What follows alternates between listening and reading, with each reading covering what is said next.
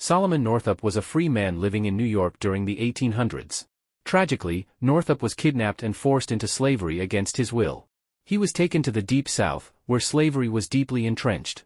Northup's unique perspective as a free man turned slave provides valuable insight into the horrors of slavery.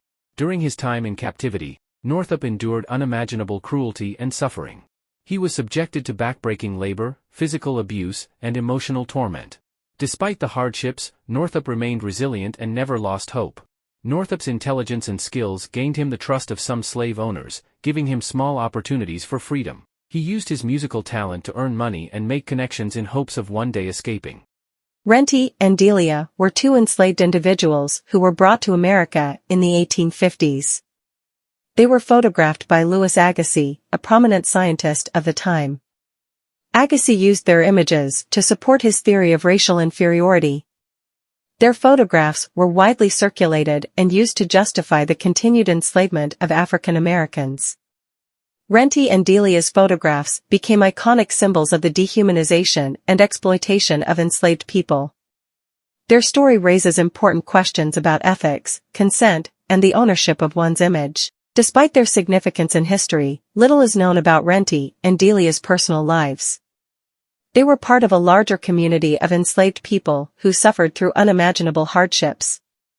Their story shines a light on the need to remember and honor the many unnamed individuals who endured slavery.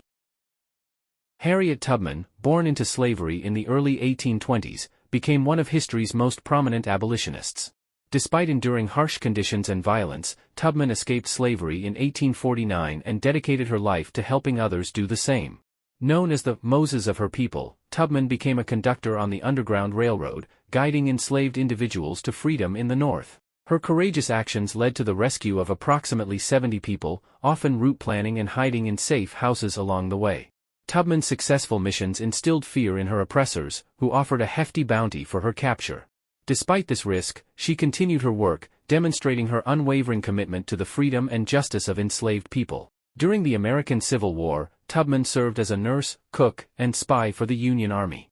She became the first woman to lead an armed expedition in the war, leading the Combahee River Raid, which liberated over 700 enslaved people.